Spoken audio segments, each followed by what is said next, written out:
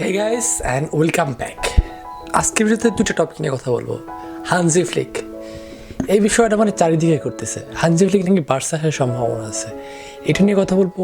Plus Griezmann and flicks একটা swap ডিলের একটা রুমার করতেছে চারিদিকে। সো এটার কাহিনীটা কি, এইটা নিয়েও কথা বলবো। তো চলুন ভিডিও শুরু করা যাক। তো প্রথমেই আমি যদি হানজি ফ্লিকের বিষয়টা বলি, দেখেন আমি যদি এক কথায় বলি হানজি ফ্লিক বার্সা আসার সম্ভাবনা কতটুকু, এটা আমি বলবো লেস দেন 5%।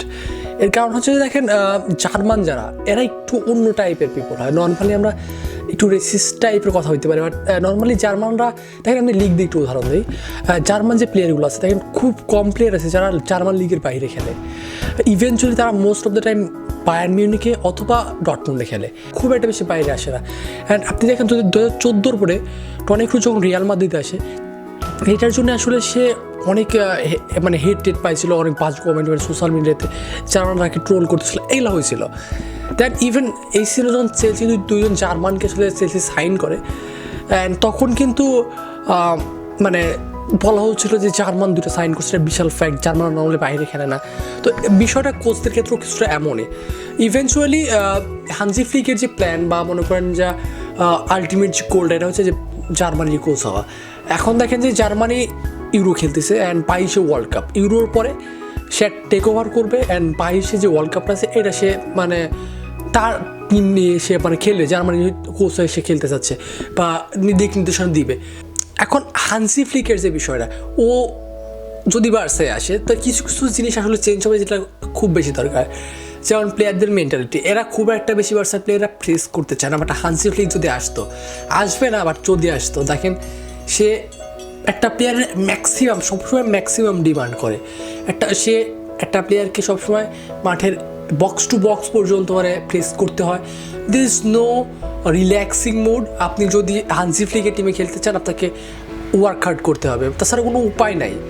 সো মোটামুটি সামারি সেটা হচ্ছে হানজি ফ্লিক বার্সায় আসতেছে না। আপনি যাই বলেন তাই বলেন, যে আলটিমেটলি জার্মান টিমেই যাবে।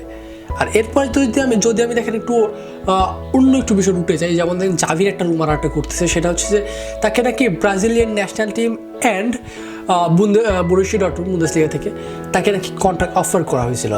বুন্দেসলিগা থেকে যেটা অফারটা ছিল বরুসিয়া ডটমুন্ডের, সেটা হচ্ছে 2 বছর কন্ট্রাক্ট প্লাস 1 ইয়ার, মানে চাইলে এক্সটেন্ড করা যাবে।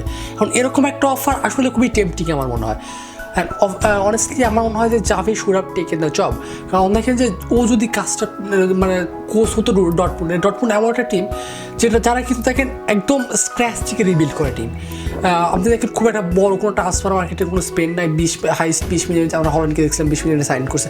নর্মালি এমন 5 মিলিয়ন 6 মিলিয়ন 10 মিলিয়ন এরকম দিয়ে তারা সাইনিং করে, এবং এই প্লেয়ারগুলো তারা 100 মিলিয়ন এরকম অ্যারাউন্ড 100 মিলিয়ন এরকম অ্যামাউন্টে সেল করে। সো তারা এমন একটা টিম যারা দেখা যায় স্ক্র্যাচ থেকে একটা টিম বিল্ড করে। সো আমি যদি বলি ডটমুন্ড যদি মানে জাভি যদি আমার একটা টিম কোচ হইতো এবং সে যদি দেখেন ইউরোপে স্ক্র্যাচ থেকে একটা ভালো টিম গঠন করতে পারে, তাহলে কিন্তু তার কোয়ালিটি নিয়ে কোনো ডাউট নেই। ইভেনচুয়ালি এই যে ওয়েটা আছে বা মনে করেন বার্সা কোচ যেটা হতে চাচ্ছে, এখানে বলা হচ্ছে সেটার কোয়ালিটি কতটুকু আছে। যদি সে এরকম কোনো জব করে আসতো, তাহলে এখানে তার কোয়ালিটির কোনো রকম ডাউট থাকতো না। বাট এখানে তো রিস্কও আছে। যদি এমন হতো যে জাভি ডটমুন্ডের কাজটা নিছে অ্যান্ড তারপর দেখছে সে ওই লেভেলে সাফল্য আসতে পারে নাই বা আনতে পারে নাই, তাহলে দেখেন বার্সার যে কোচিং যে অপরচুনিটিটা আছে, এটা আসলে সে আস্তে আস্তে আবার কয়েক বছর চলে যেত। কারণ সে অন্য কোথাও যাইতে হতো এবং আবার তাকে প্রুভ করতে হতো। সো অনেক ঝামেলা হতো। সো সে ডিরেক্টলি আসলে বার্সায় আসতে চায় মেবি, কারণ দেখেন যে তা নাহলে ডটমুন্ডের অফার রিজেক্ট করার আমি কোনো কারণ দেখি না। Even Brazilian team like Brazilian national team দেখেন, এটা মানে 5 time world cup winner team. এখন দেখেন এইরকম টিমে তাকে 22 পর্যন্ত অ্যাসিস্ট্যান্ট হেড কোচ হওয়ার মানে অফার করেছিল, এটা আমি as far as I know এতটুকু অফার করেছিল, এবং 22-এর পরে তাকে হেড কোচ বানানোর কথা বলা হয়েছিল। বাট জাভি এরকম বিগ অফার্স রিজেক্ট করতেছে কারণ সে বার্সায় আসতে চায়। সো ইভেনচুয়ালি আমার মনে হয় যে লাপোর্তা যদি চায় অ্যান্ড জাভি যদি মনে করে সে ready, eventually he will be the Barca coach. And এরপরেও দেখেন আমি যদি গ্রিজম্যান আর ফিলিক্সের সোয়াপ ডিলটার কথা চলতেছে, এটা নিয়ে কথা বলি। দেখেন গ্রিজম্যান এই সিজনে খারাপ করে নাই, মোটামুটি ভালো করছে। অ্যান্ড আমরা আরও বেশি এক্সপেক্ট করি গ্রিজম্যানের কাছ থেকে, but he did pretty well. Griezmann এই সিজনে 19টা গোল করছে আর 12টা অ্যাসিস্ট করছে। যেটা খুব একটা খারাপ না, যদিও আমরা আরও বেশি এক্সপেক্ট করতে পারি। পরে 25 গোলস, মেবি 15 অ্যাসিস্ট, এমন কিছু আমরা একটু আরও এক্সপেক্ট করতে পারি, আরও বেটার পারফরমেন্স এক্সপেক্ট করতে পারি, যেটা আই এম শিওর যদি গ্রিজম্যান থাকে বার্সা যেটা আমরা দেখবো। He is 30 years old and আরও অ্যাটলিস্ট 2-3 বছর সে ভালো লেভেলে পারফর্ম করতে পারবে। অ্যান্ড আমি যদি জোয়া ফিলিক্সের বিষয়ে যাই, he is very young and the thing is Joao Felix এই সিজনে 10টা গোল করছে, 5টা অ্যাসিস্ট করছে। এখন জোয়া ফিলিক্সকে বার্সায় আনার লজিক কী? এখন দেখেন যদি বার্সায় জোয়া ফিলিক্সকে নিয়ে আসা যায়, জোয়া ফিলিক্স আর অ্যান্টনি গ্রিজমান সেম টাইপের প্লেয়ার, দেখা যাচ্ছে সেকেন্ড স্ট্রাইকার টাইপের, যেমন পাওলো দিবালা এই টাইপের প্লেয়ার। এখন এই টাইপের কোনো পজিশন বার্সায় নাই বা আদৌ কোনো দিন এক্সিস্ট করবে বলে মনে হয় না। এখন সে যদি আসে, সে কোথায় খেলবে? That is the question. আবারও আউট অফ পজিশনে কোনো প্লেয়ারকে মানে কেনার কোনো দরকার আছে ভাই? গ্রিজম্যান অনেকটাই অ্যাডাপ্ট করছে লেফট উইংয়ে।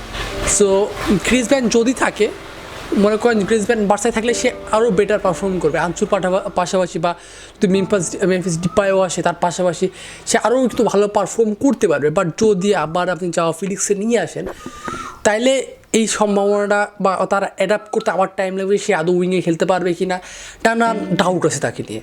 অ্যান্ড এই রুমারটা আসলে যেখান থেকে শুরু হয় সেটা হচ্ছে যে আমাদের অ্যাথলেটিকো মাদ্রিদের যে প্রেসিডেন্ট আছে সে বলছিল যে আসলে গ্রিজম্যানকে নিয়ে সে একটা প্রেস কনফারেন্সে কথা বলে এবং সে বলে যে he would love to have him back, এমন কিছু ও কথা বলেন।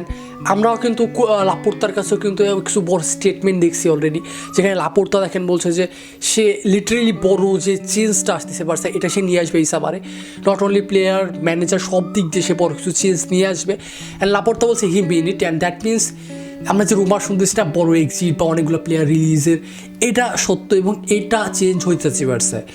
সো গ্রিজম্যান, যদি গ্রিজম্যান আর এয়ার সোয়াপের কথা বলি জোয়া ফিলিক্সের, এটা হাইলি আনলাইকলি, আমার মনে হয় না এমন কিছু হবে। তবে হ্যাঁ, বার্সা যদি ভালো কোনো অফার পায়, যেসে 60 মিলিয়ন 70 মিলিয়ন এমন কোনো অফার পায় কোনো ভালো টিমের কাছ থেকে, যেটা গ্রিজম্যান যাবে এমন কোনো টিমের কাছ থেকে, তাহলে হয়তো গ্রিজম্যান বার্সা ছাড়তে পারে, unless I don't see him going anywhere. এখন দেখেন ফিলিক্সের যে বিষয়টা, এখানে একটা সুবিধা পাওয়া যায়, সেটা হচ্ছে স্যালারি। যে অ্যান্টোনি গ্রিজম্যানের যে স্যালারি, তাই ফিলিক্সের স্যালারি তার মনে হয় হাফেরও কম।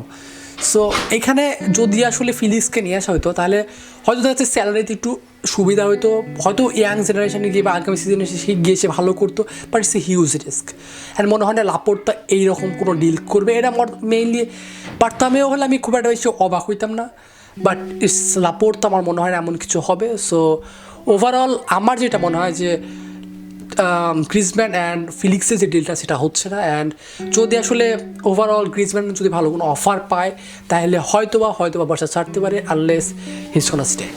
That's all for today guys, thank you for watching.